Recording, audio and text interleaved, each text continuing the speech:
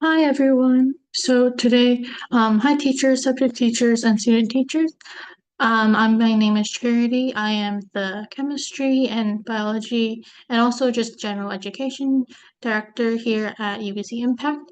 So I just want to talk about the chemical safety for you guys. So some of the steps that like how like a preparation for a lab will go. And so we're gonna go do a very simple, we're preparing for a very simple experiment. It's just gonna be vinegar and baking soda. Obviously, the experiments that you guys will be performing with the students are more complicated, but the general steps and like how I guess the teacher should walk through it is kind of through in this video. So firstly, I want to go over some of these symbols. Here in Canada, we definitely have also of our students recognize these symbols, and I'm sure there's a safety module in Kenya as well. And so, what you guys would do is explain to the students what all these symbols mean and what if it means flammable, what does it actually mean? And if it means corrosive, what does it mean? Things like this, and really tell them, okay, so we're going to be working with this HCl hydrochloric acid today. So then immediately this symbol should be given to them. The important information is that it's corrosive. It's also harmful and irritant.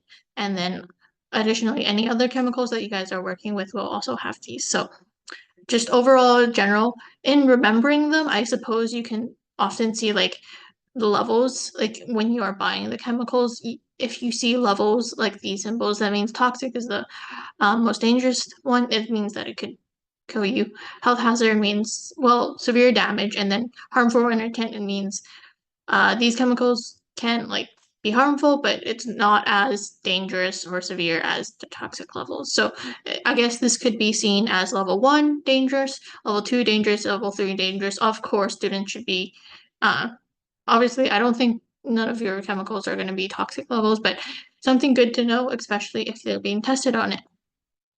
The next thing is flammable or oxidizer. So, um, one thing, the difference is like it can spontaneously combust, and the other one, it can act as an oxidizing agent. So, it can aid combustion. So, if you put it near fire, it makes the fire bigger. That kind of understanding. So, these two are two different things. So, obviously, oxidizer, it won't necessarily burst into flames itself, but if it's beside a fire, it can help make that fire bigger. Yeah. And then the next one is you have corrosive. So this one will burn through metal and skin. And so again, these are your acids, your bases, and all of them are like the best way to handle them, of course, is to just dilute them. It's not very efficient or fast to try to neutralize the acid or base, just dilute them. Obviously, I think the teachers will be giving to the students dilute amounts already. I'd love to know the concentrations, and just as long as you guys are all clear with the concentrations you're giving to the student, whatever the acid is, just I mean put lots of water in it, just enough so that the reaction can actually happen or the experiment can actually happen, but otherwise this should all be good. So I have some examples of the reactivity with metal with HCl. So again, hydrochloric acid is one of the chemicals you guys asked for. So I guess, some of the reactions will be like with metal. So like things like acids, bases should never be stored in metal containers. And you can see why. Like obviously, in this video later on, it quickly decides to react with the metals.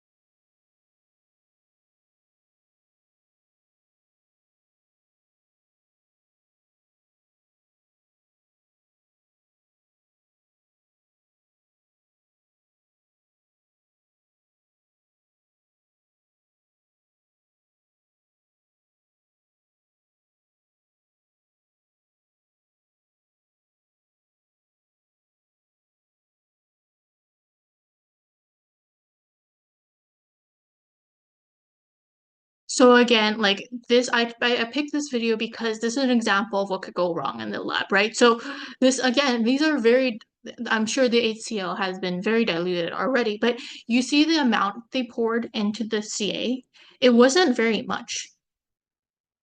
Uh,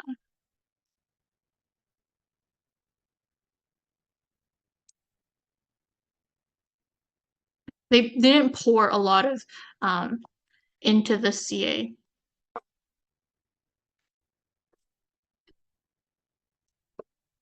Do you see they poured like this much, like just a tiny little bit, and obviously it didn't react so strongly with the other metals, right? But if you aren't telling your students or like measuring out, what happens is like, well, of course it starts bubbling outside, and then it comes out of the test tube, right? If it comes out of the test tube, then well, there's going to be an issue, because another big thing is like, well, never look directly into the container. So again, you guys are asking for test tubes, so I'm sure you know this, but just never look directly into a container. So this is something big for students because they forget, right? This is something they will forget.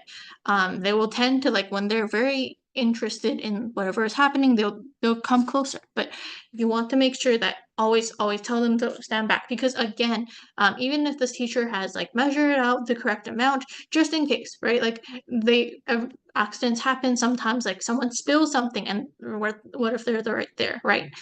So always look, don't do that. So what you want to do is like look away, like look at a 45-degree angle so that you are not being hit by whatever chemical is coming up. So that's something super important for the students because they're going to be curious, they're going to want to learn. Yeah, you just don't want to look directly into the container with whatever is happening. And so two things, I guess, make sure you measure out how much is needed for the chemical. Like you do your like balancing the chemical equation, you actually figure out the calculations to balance it out, whatever it is needed, and then you have the students actually stand away, even though it happens like that. Right. So again, we want to address lab injuries. So accidents will happen, that's okay. But like some of the accidents won't be that bad, right? Like if you spill very dilute HCl, like hydrochloric acid, if you water down the hydrochloric acid like a lot by like added a lot of water and a little bit of hydrochloric acid and you spill it, okay, oh no. Well, you want to dilute a bit more and then clean it up, have to tell the teacher and then but it shouldn't hurt anyone, right? Like but things like that we need to be prepared for, right, as teachers. And so some of them, the main ones the teachers need to know how to respond is in case the students breathe it in. So this is especially important for like if you're using the burner for demonstrations, like if it's a reaction is releasing gases, right? And then two, student ingestion. So obviously students shouldn't be eating or drinking in the lab space, whatever it is, but sometimes like accidents happen, like they open their mouth and something falls in. Obviously this is very unlikely, but the teacher still needs to know how to respond and prepare in case it happens. And then the most common one, obviously, skin contact, touching the chemical to skin. So this is again why we want to keep and give the students very dilute concentration. So ensure that everything like that is prepared. And then next is also eye contact. So again, this can be avoided by standing further back from the reaction, right? Again, remind the students because they're going to be curious, right? They're going to want to come forward, but as long as they can see, they should not be standing in front of or like directly above where the reaction is happening. And then radiation, this one that should not like I don't think we'll cover it, but it's another potential injury, but and then temperature. So again, if something is going to be hot, it's going to be exothermic, endothermic. Just let the students know, just so they're like all of these things. If something will happen in the reaction, if the reaction is producing heat, if the reaction is becoming cold, you should let the student know so they know what to expect, right? So again, this is really big. So we'll go over kind of the example lab, and then last of all, the environment. We don't want to like hurt the environment when we're disposing it. So again, when you come with all these, uh, this one is a lithium reaction with water. And so this is going to be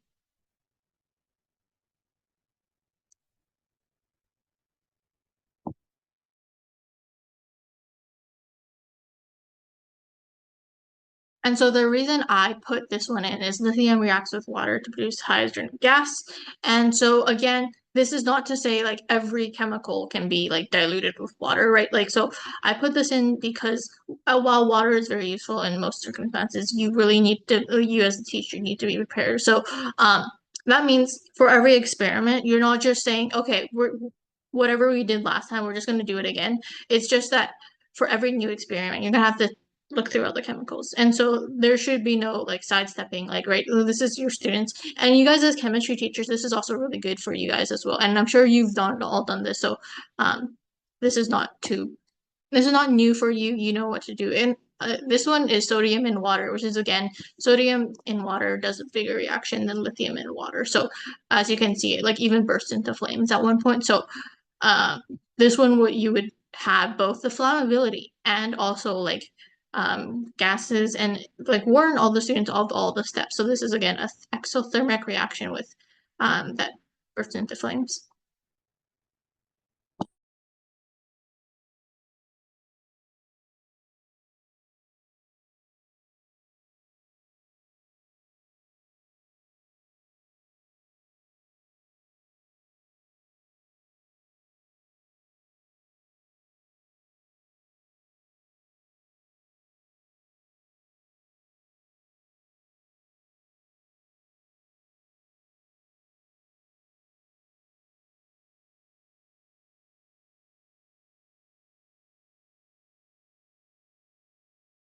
So, right, like if the chemical has any of these hazards on the safety data sheet, you really want to be explaining this. Like at least you as the teacher must know. And if especially if it's like any of these, like you must be able to tell the students, hey, these are the dangers. Here's how we're gonna prevent it, right?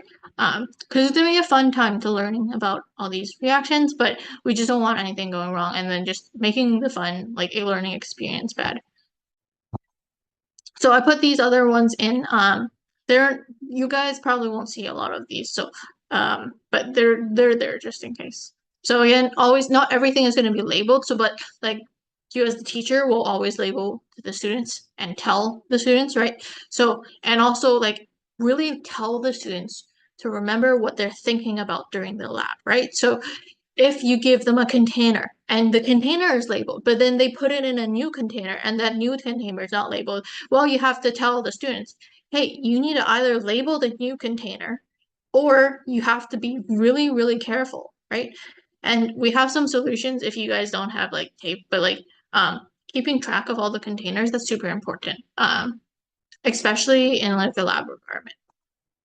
So what the students will have to know before a lab. So they'll have to know for sure like the chemical and reaction they were working with, right? And also the instructions of the lab. So whatever the experiment needs to do, like all the instructions, they should know them beforehand, right? So and then also for each chemical, they want to know what's the hazard of that chemical and how do I protect myself and what do I do in case of an accident.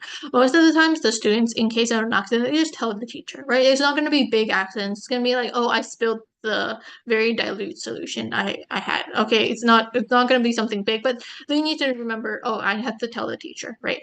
Um, so here we have an example lab. So the instructions of this example lab is going to be a reaction of ethanoic acid with sodium bicarbonate. So these are the required chemicals. And then this is the required equipment and then also procedures. So obviously the students should be able to like at least see this once, right? And because this is a chemistry lab, they should also be able to know like if they're in Form 4, I think they should be able to know the chemical compound, like the chemical structure of ethanoic acid and sodium bicarbonate, and also be able to write the reaction on their own and write out what they expect to see in the reaction. This really helps also with learning because if they can think and write it down before they go into the lab, then if they see something in the lab that doesn't match up what they wrote, they now have a new learning experience and then they know, okay, this is actually what actually happens and this is why it actually happens. So again, labs are really important because they will want to tie in both the theory and the practical aspects of it. So we have here pour the 50 milliliters of ethanoic acid into the glass container and measure out 25 milligrams. So obviously these measurements are depending on like the teacher, right? So the teacher should always do the measurement once before it actually happens, just so that, again, we saw with the calcium reacting with the HCl, they put too much HCl into the calcium. They measured out too much calcium or they measured out too much HCl. And what happened? The calcium and the HCl reacted and it went over the container. It spilled over. So again, when we're like thinking about this, we really want to be measuring it out. I have the videos for the example later to explain it further. So here's the reaction. Sorry. Here's the reaction for the students. So the students will have to be able to write this because this is a chemistry lab. They want to know the chemical equation for ethanoic acid and sodium bicarbonate and what it's going to be producing. Ideally, even better, what they should be writing is this. They should be writing, oh, I'm going to see this in gas form. I'm going to see this in liquid form or aqueous form, right? Aqueous. And then I'm also going to see this as aqueous, right? And I'm going to get this as liquid, and I'm going to get this as solid, right? So again, the more information the student knows, the better the learning experience is anyways. So all these things. So again, like if the chemical has two names, definitely like you can tell the students as well. But just also make it clear what they're really handling with. I like the IUPAC names, so the actual chemical formula names, because they really tell you what that chemical is made of. And again, if you know that it is an acid, or if you know that it has certain compounds or chemicals in there, the students can also make better learning connections by knowing, oh, I've seen previously that acids have these properties, and this is why, because acids are proton donors, right? So all these things like that. So you can see the proton donor that can donate an hydrogen atom, like donate a proton. And then you have water, right? So water, usually you don't have to really go over it, but it's just something you could say. So again, you have all these chemicals the teacher will have to review. So I'm going to pretend to be the teacher in this case and then review all these chemicals. So I'm going to go to the chemical and the safety data sheet and I'm going to review them. So for ethanoic acid, here are the hazards. So what you go as a teacher, you do is you go on to online, right? And you go online and you find the safety data sheet. So you find the safety data sheet and you make sure you find it from the manufacturer that the safety data sheet is from, right? So in this case, I'm going to show you what the safety data sheet actually looks like. So in this one, I'm choosing to use this company's safety data sheet. So this company is Fisher Scientific. They sell chemicals. I don't know where you guys are gonna buy your chemicals from. So, but ideally, whoever you're buying your chemicals from will have a safety data sheet for that product or that chemical, right? So these are products. So obviously, the chemical will be the same, but sometimes the concentration will be different, or sometimes maybe especially for biology chemicals, like for tests of like more complicated tests, like or like the kind of solutions that students won't have to know. Like for example, like iodine. Sometimes they put other chemicals inside iodine just to make it store longer, right? So then you want to make sure you check whoever sold it to you because they have different chemical information, perhaps like from someone else who sold also iodine, but they put something else in there, right? So always try to go for the safety data sheet that you bought the company from, if possible. But usually, if it's acetic acid, you know, okay, whatever concentration it is, acetic acid is still going to be acetic acid. So this is where you, as a teacher, your knowledge of the chemical and your knowledge of how this should behave should come into play. And so you check in there, right? So you immediately see these hazard symbols. You're like, okay, so it's going to be flammable. It can be put into flames, and then it can also be corrosive. So again, when you see corrosive, means you're counting to the students in dilute amounts. So immediately you're like, okay, I'm going to dilute the liquid before I give it to the student. So you need to think, okay, what concentration am I giving my acid to the students? And then keep it, because it's flammable, right? We want to keep it away from flames, open flames, and hot surfaces. And because it's an acid, you don't handle in a high concentration. So then we go to sodium. bicarbonate. So again, you can go into the sodium bicarbonate safety data sheet. So I found this one. I pretend I'm using the sodium bicarbonate from this company. And so I go through it. I look at the dangers and then the health dangers and any other dangers. So this one actually, there's no hazards, but there's some information of what you as a teacher can do after like skin contact, after eye contact, or after swallowing, right? So all these things uh, you can do. So one big thing is sometimes students think that bases are less harmful than acids. This is actually not true. This is just telling you. Again, when you have acids and bases, it's really good to tell them whether this is a weak base or a weak acid or what the pH is, because they can make those knowing connections. And also understand that really what makes an acid and base dangerous is it's how strong it is, if it's a strong acid or a weak base, or weak acid or strong base, right? Those things. And then we have the product. So ethanoic acid plus sodium bicarbonate reacts into sodium acetate, CO2, and water. So we're not going to talk about sodium acetate. So sodium acetate, there's no hazards. It's very, very safe. But obviously the student should not be eating it, right? So obviously these are all very obvious things, right? Even though there's no hazards, they should not be eating it. They should not be like trying to intentionally touch the acid, but like, or not the acid, the solution. But yeah, but having this is just like, oh, the teacher is more confident in being able to tell the students, oh, this is actually, in fact, this is okay. Like, if like an accident happens, like they spill the reaction after it happens, they're like, the teacher can be like, okay, we can just clean it up, no worries at all, right? Like this is just for the teacher to know how to respond, how quickly they need to respond, whether they need to put other things in priority over this, or yeah.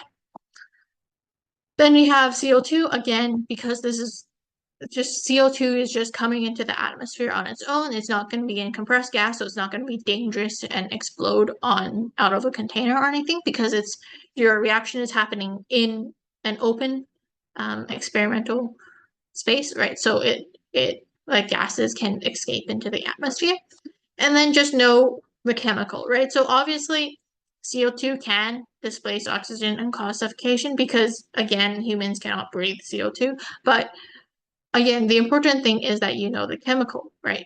If you are understanding what the chemical is, in general, like our own atmosphere has some CO2 in it normally, right? So the amount that you guys are going to be using in the lab is not going to hurt the students, right? So this is going to be very safe as well.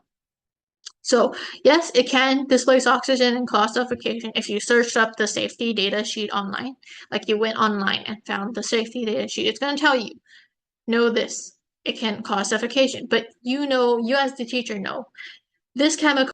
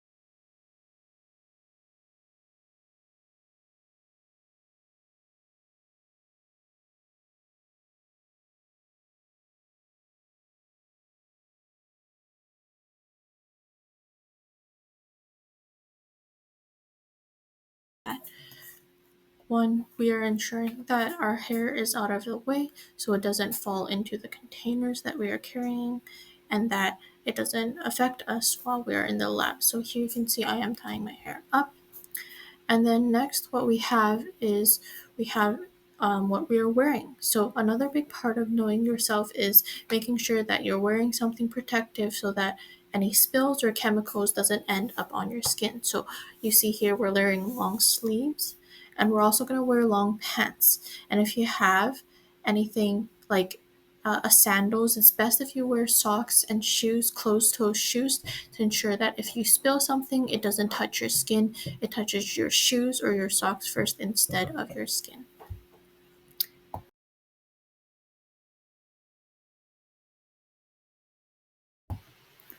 Now that we have finished rule number 2, knowing yourself, we will go on to rule number 1 and 3. So we will start by looking at the chemicals involved. So we have our glass cup.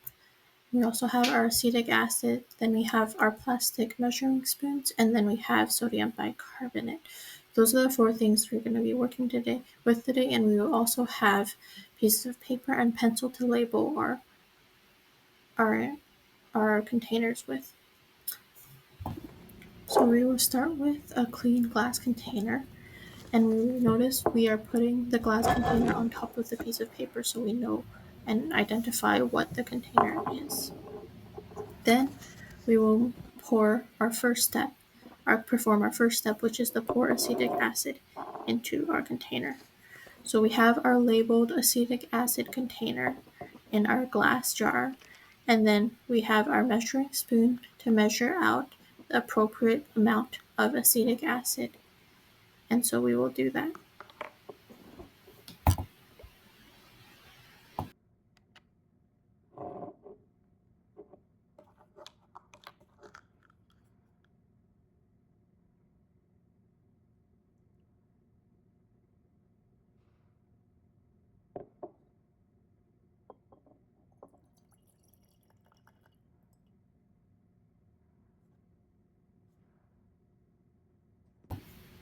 Since we have completed the first step of pouring acetic acid, we will wipe off the acetic acid remaining inside the measuring cup, and also we will label that the measuring cup has acetic acid residue inside it. This is because we haven't actually cleaned out this measuring cup, so we should be careful to label it as well when we put it on this side so other people around that might have to use it knows which measuring cup was used.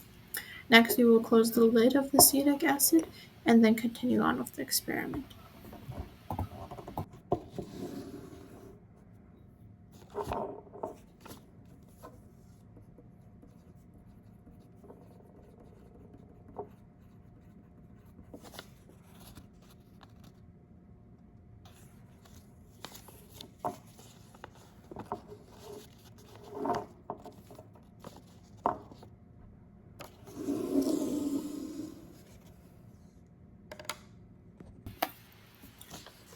Next comes the next step of the experiment, measuring out the sodium bicarbonate and pouring it into the glass jar with the acetic acid we have measured out. So we are going to measure and label the sodium bicarbonate and use a clean measuring spoon. We're using a new one here and measure out the appropriate amount, 25 grams. So here we are performing the experiment. Again, the teacher should have measured the ratio of acetic acid versus sodium bicarbonate to ensure that the reaction does not spill over. And again, when we are looking at the experiment, remember to remind the students to never look directly above it. You're always standing at a 45 degrees angle looking in so that the reaction does not go towards your eyes. You can do further mixing if the experiment requires, like shaking the container carefully to help mix and dissolve more of the chemicals.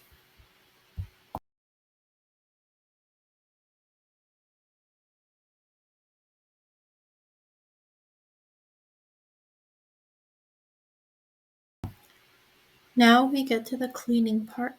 So first, we want to clean up and close the lids of the baking soda, the sodium bicarbonate, as well as the acetic acid, which we already closed the lids of.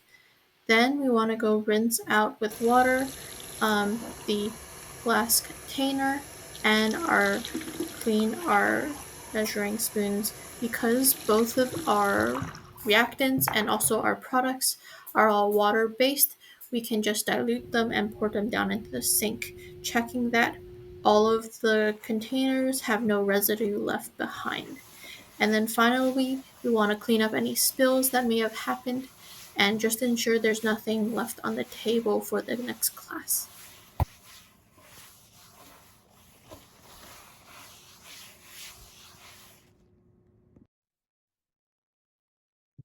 So some of the safety stations inside the lab should look like this. So there should be one bucket for the shower station. So this is in case they get it on their skin. Like let's say a student is carrying 50 milliliters of acetic acid and they trip, they fall, and then this water falls onto them or someone else. So then they immediately go over to the shower station, right? They have the bucket of water and they dilute on their like clothes, take off the shirt if they can, and then try to like dilute as much of it as possible. Again, so it obviously this depends on the chemicals. Most chemicals they can be do it, but again, it's up to the teacher to know, okay, this chemical is okay to dilute with water, right? So then you have the eye wash station, right? So in case a student like it explodes on them or something, like something happens and they get it in their eye, or maybe they were touching it with their hands and they got it in their eye, something like that, right? Uh, so again, you should have water. So again, what I've circled here is it's important that you have a lid, right?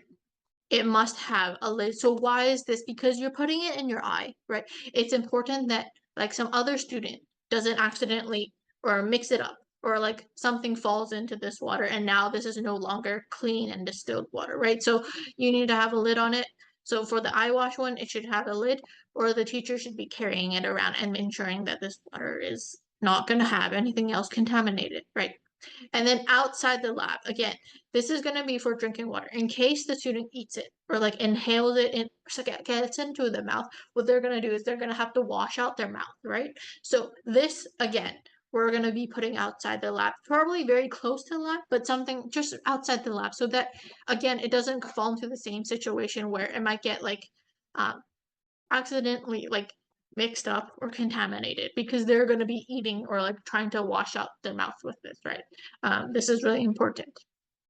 So yes, technically the teacher can put this inside the lab, or like these two could be inside the lab, but again, they must have lids, right? The lid part is super important because these two are going to be for really important, trying to like wash out your eyes or wash out your mouth, right? So these are two really important parts we really don't want other chemicals getting into. So they're gonna have the lid. Then we have like pouring liquid. So again, pouring liquid is going to be very common because spilling. So here are some strategies you can teach your students.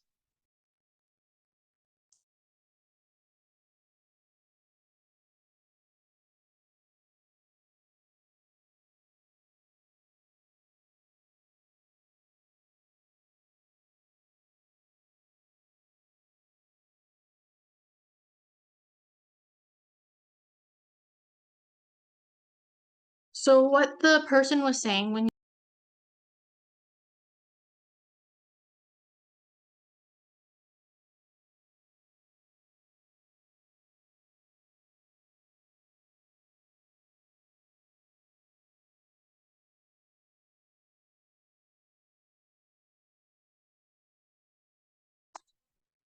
see, so because the um water surface tension is not broken, it's gonna trickle down. It's gonna have that adhesion property. It's gonna have that cohesion property because the hydrogen has really strong hydrogen bonds, right? So water has really strong hydrogen bonds. So the bonding is gonna keep it close to whatever surface it can find or stick it to itself. So when you're going to occur,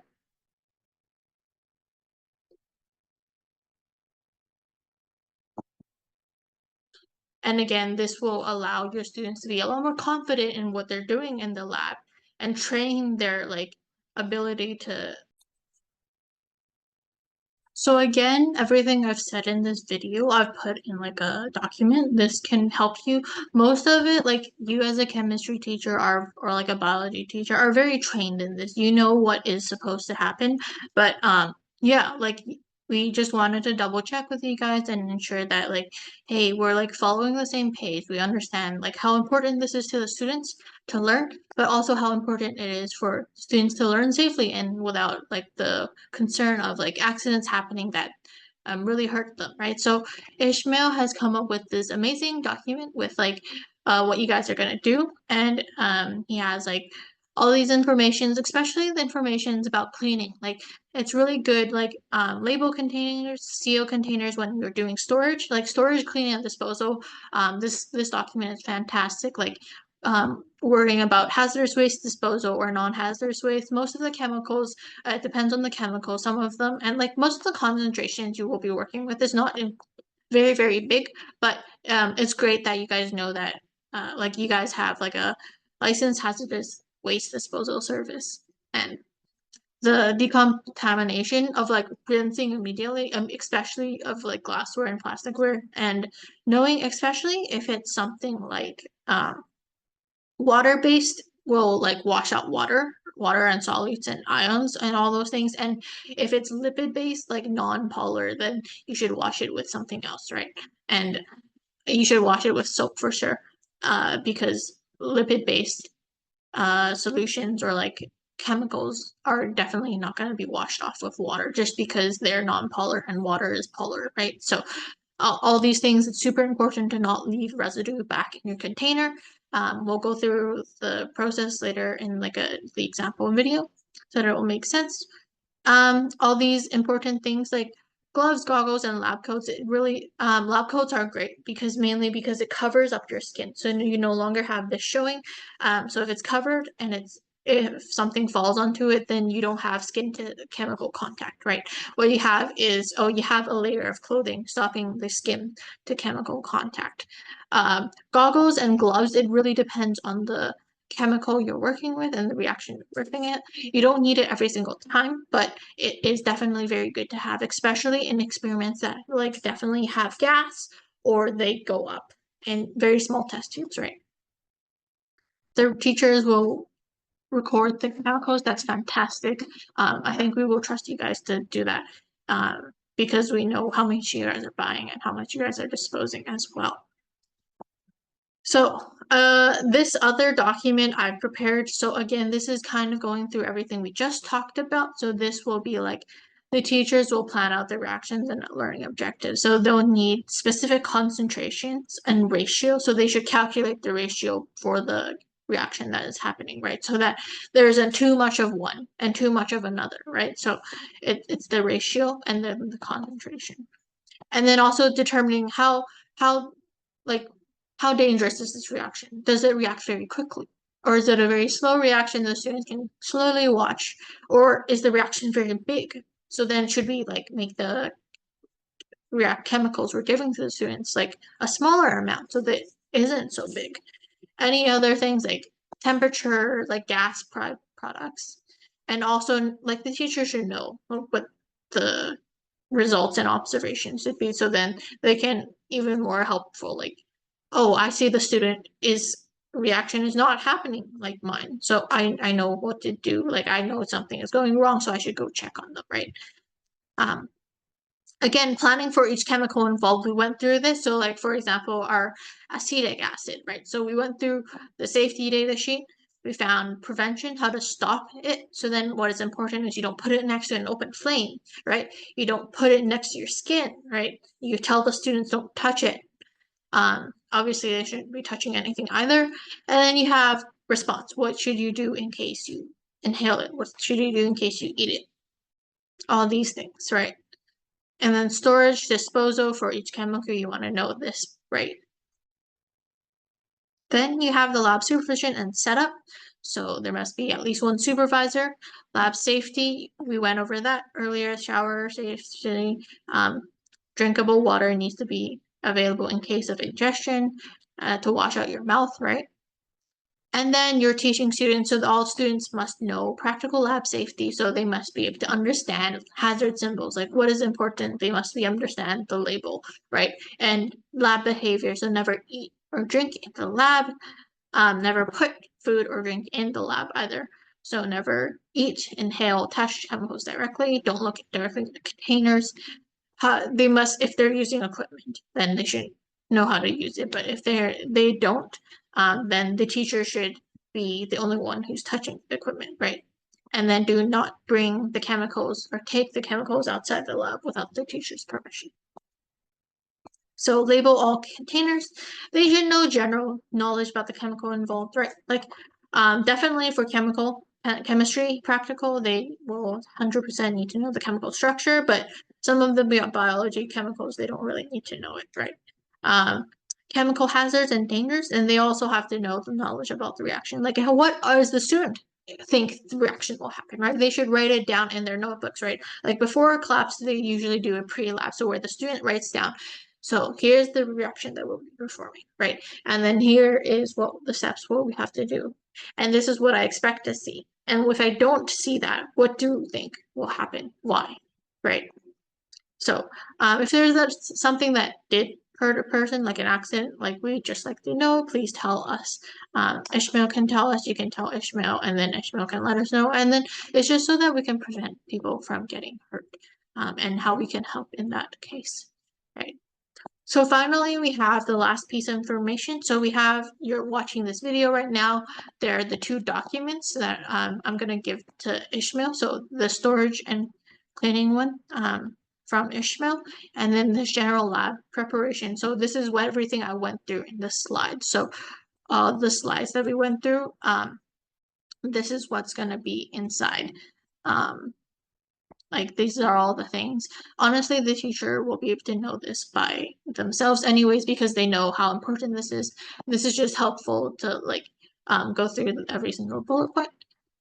This is for funding. So this is going to be our funding form, because we really want to be like, we can only fund chemicals that we deem as safe, and for the reactions that we deem as safe, we want to just have this form, just so it's also clear for both of us, like what is needed, and to make the approval process easier on us, because sometimes the chemical list that you guys came to us for approval of funding did not have some of the information we needed to know to approve funding. So it'd be really good for if you are doing chemical funding to give us the IUPAC name of the chemical, and then tell us if the students are using chemicals or only teachers. If only teachers are going to use it, then it will be much easier for us to approve it, because we know, okay, the teachers are going to be skilled, they will understand all of this. We don't have to worry about a student not knowing, and then how will they react to it, right? And then please list a topic. So for example, in this case, the iodine test will allow the students to tell if a substance contains starch polymers. And this topic is from Biology Form 2, right? And then please write out the chemical reaction. So again, this is just so that we know like what chemical reaction is being used. And then the concentration of the chemical, they will be stored and bought in, right? So we will store HCl at 1 mole per liter. But then we will be giving the students HCl at a concentration of 0.2 moles per liter. So again, this is a very big difference in concentration, right? This is still pretty high concentration, right? But obviously it's not as high as 1 mole per liter, right? 0.2 moles per liter, it still can be very strong, right? Like depending on like what it's reacting with, it can create quite a potent reaction. What even better probably would be 0.05, right? Like that would be a much safer reaction. Maybe you have a reason for giving it to us, giving to the students at 0.02, 0.2. Then you have hazards of the chemicals and how the teacher can prevent the hazard.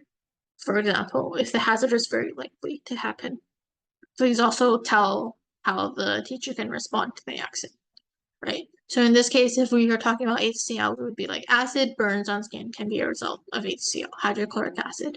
The teacher will prevent this by only giving students diluted HCl at lower concentrations of 0.2 moles per liter, and telling students to be careful. If a student spills this, the teacher will have clean water available in the room to wash the skin area and check in with the student to ensure the acid was washed away. And then we have equipment funding. So this is stuff for your burners, your test tubes. If it's a glassware container, honestly, they're important, right? Just tell us it's a glassware container. Just usually that's not. It's the burners that we're worried about mainly because of burners. We don't know what it looks like, whether there's gas as fuel involved in the burner. Um, just if the students are going to use the burner as well, just please fill in this form and let us know, just so that we're clear on what the burner is being used for and what the burner, like who's going to use the burner, just so it's more, yeah, safe. Thank you so much. Yeah. And the next step will be like us going through the reaction.